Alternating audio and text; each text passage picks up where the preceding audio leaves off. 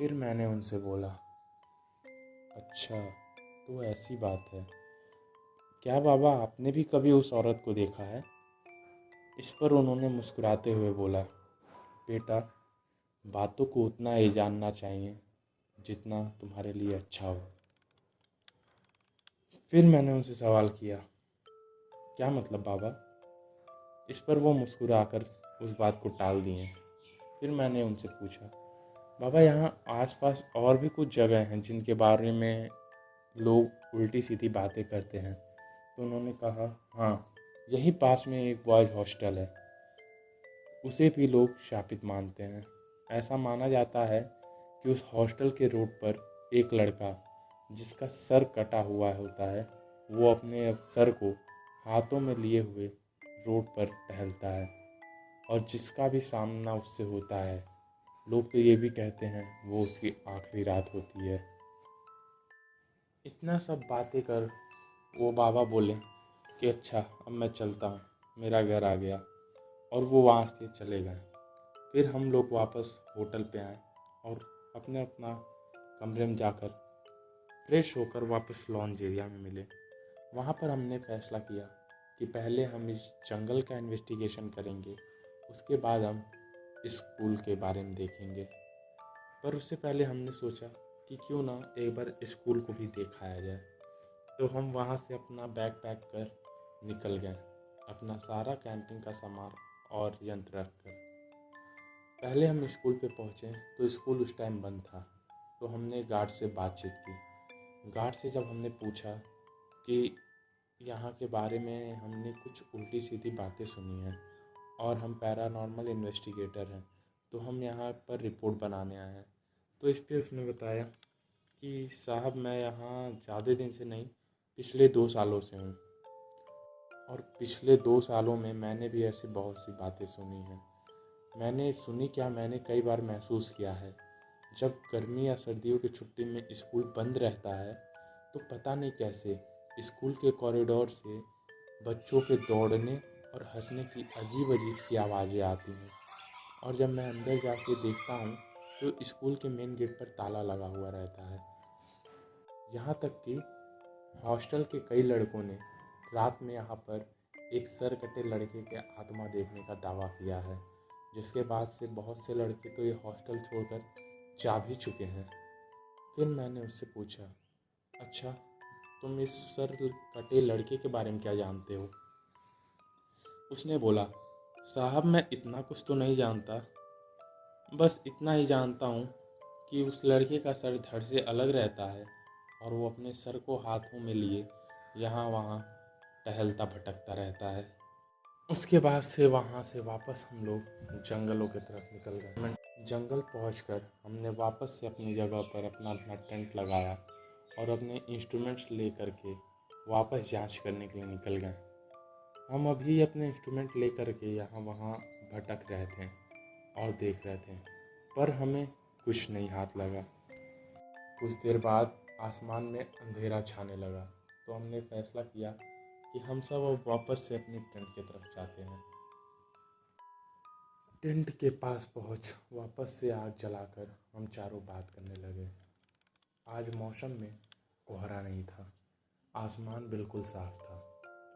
चांद अपने पूरे चमक के साथ पूरे आसमान को जगमगाए जा रहा था, और उस जगमगाते हुए आसमान में हमें वो जंगल साफ साफ दिख रहा था। पेड़ों से उल्लुओं की आवाज़ आ रही थी और दूर कहीं से झिंगुरों की।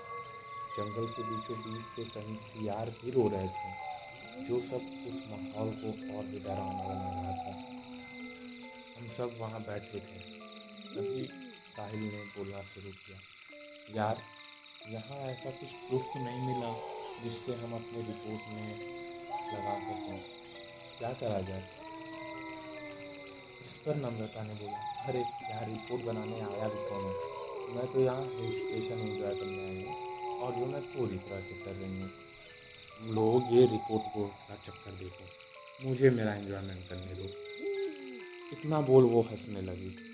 फिर हम सब वहीं बैठे बैठे हंसी मजाक करते रहे, और हंसी मजाक करते करते कब रात के 10 बजे पता भी नहीं चला। उसके बाद वापस से हम सब अपने अपने टेंट में जाकर सोने की तैयारी में लगते हैं। मुझे आज रात नींद नहीं आ रही थी। मैं यही सोच रहा था कि उस औरत के साथ कितना बुरा हुआ। मैं अपने टेंट में पड़े पड़े इधर उधर करवट बदल कर सोने की कोशिश कर रहा था, पर पता नहीं क्यों मुझे नींद ही नहीं आ रही थी। रात के करीबन 12 बजे मुझे वापस से किसी के गाने की आवाज़ सुनाई दिया, और वो सुनने के लिए जब मैं टेंट से बाहर निकला तो इस बार मुझे कुछ ठीक नहीं लगा। मैंने तुरंत अपने इंस्ट्रूमेंट से वो चीज़ नापने की कोशिश की। जब मैंने उस इंस्ट्रूमेंट में देखा तो वो इंस्ट्रूमेंट मुझे बता रहा था कि ये आवाज़ मुझसे कुछ 4 या 5 मीटर की दूरी पर है। पर मैं 4 या 5 या मैं 40 या 50 मीटर तक साफ साफ देख पा रहा था। वहाँ पर कोई नहीं था। जब मैंने अपना मुंह दूसरी तरफ मोड़ा तो वो आवाज़ का दिशा अब दूसरी तरफ बता रहा था। मैं जिस तरफ भी अपना चेहरा करता वो आवाज़ की दिशा उधर ही हो जाती। मेरा इंस्ट्रूमेंट पता नहीं गलत बता रहा था या क्या कर रहा था, मुझे कुछ समझ नहीं आ रहा था। ये सब देख मेरा दिमाग चकराने लगा और मैं वापस से साहिल को जाकर उठाने लगा। साहिल, साहिल बाहर निकल, साहिल ये देख। वो रात वो नींद में बड़बड़ाते हुए बाहर आया। क्या यार, ना सोता है ना सोने देता है। तुझे ये भूत प्रेत इतने तेरे सर पे चढ़ गए हैं कि मैं क्या बताऊं। फिर मैंने उसे कहा चुप रह और ये आवाज़ सुन।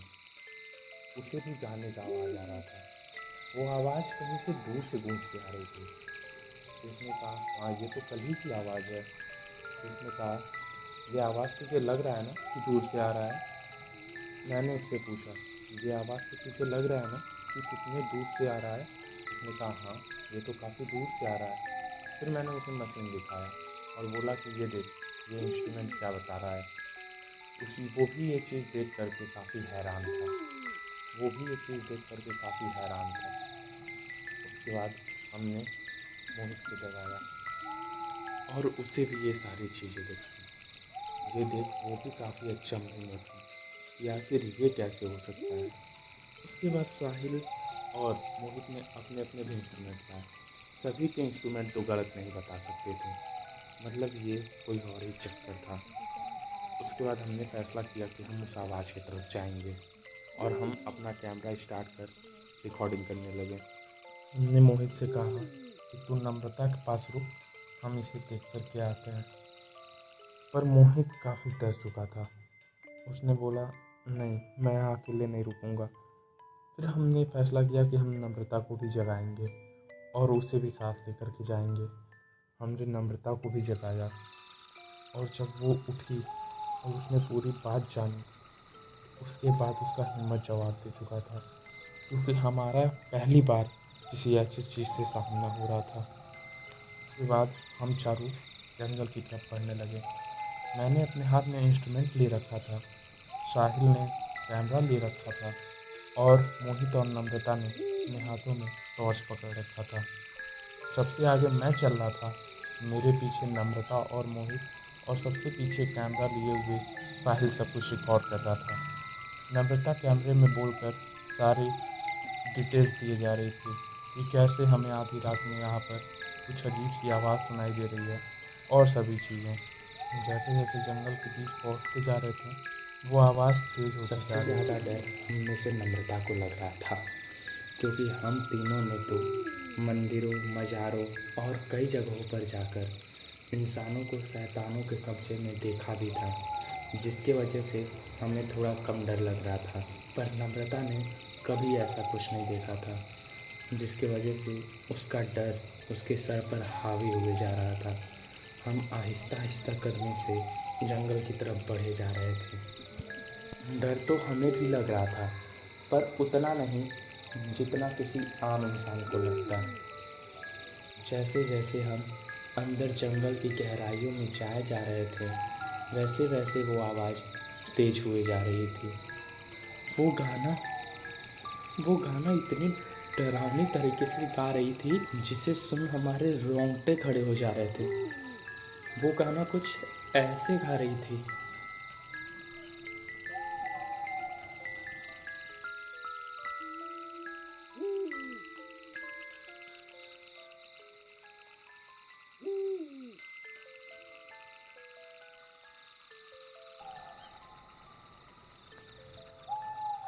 हम उस गाने की आवाज़ के साथ ही आगे बढ़े जा रहे थे। जब हम अंदर जंगल की गहराइयों में पहुंच गए तो हमने देखा एक औरत सफ़ेद साड़ी पहने हुए जंगल में टहलते टहलते ये गाना गुनगुना रही थी।